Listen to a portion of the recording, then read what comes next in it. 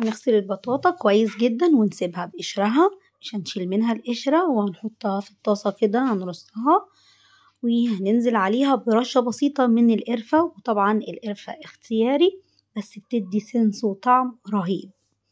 وهننزل عليها كمان بمعلقة من السكر، معلقة كبيرة كده من السكر. أهم حاجة تكون البطاطا مندية مبلولة، ما تكونش ناشفة. وهنجيب ورق زبدة، على فكرة ممكن تستخدمي أي ورق أبيض بس الأأمن يعني ورق الزبدة. وهنبل ورق الزبدة كويس جدا في المية، هنطري ورق الزبدة كده ونبله يبقى مبلول، وهنفرده على وش البطاطا بالمنظر ده كده. وهنولع النار شمعة، بمعنى كلمة شمعة يعني نار هادية جدا جدا جدا على قد ما تقدري. لو البوتاجاز عندك ما بيوطاش قوي يبقى هتضطري ان انت تحطي شياطة تحت الطاسة، وهتغطيها بغطا محكم او بورق فويل حسب الرغبة. وهنسيبها بقى على النار الهادية دي 30 دقيقة بالظبط.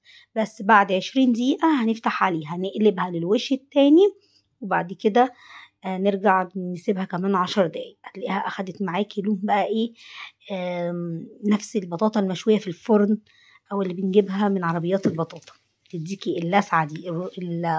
السكر هيكرمل، وبصي بقى المنظر عامل ازاي، رهيبة رهيبة بمعنى الكلمة. بصي عاملة ازاي، سكر مكرمل معاها واخدت لسعة بسيطة كده بتدي طعم فظيع.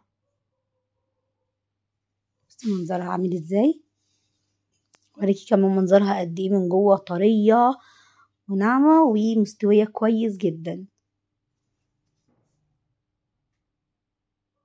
افتحها قدامك اوريكي منظرها رهيب.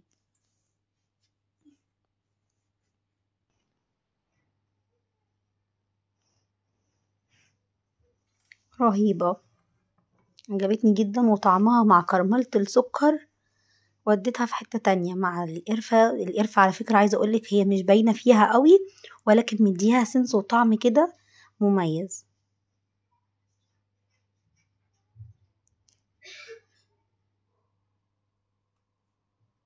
بس هفتحها بقى من جوه عاملة ازاي.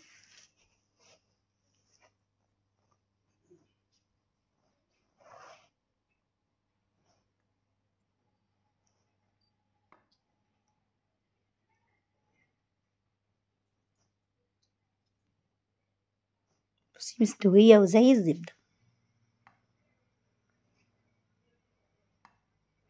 بجد. لو جربتيها بعد كده مش هتعمليها في الفرن تاني نهائي، هتعمليها بالطريقة دي اسهل وابسط، وغير الطعم بقى رائع.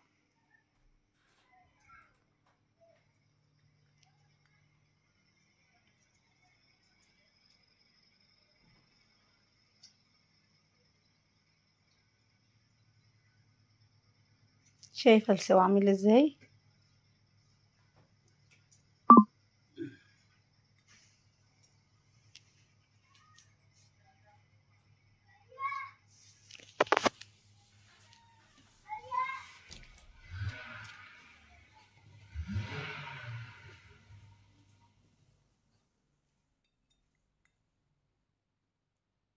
هستنى رأيكم بقى، وربنا يحسن ما بين ايديكم.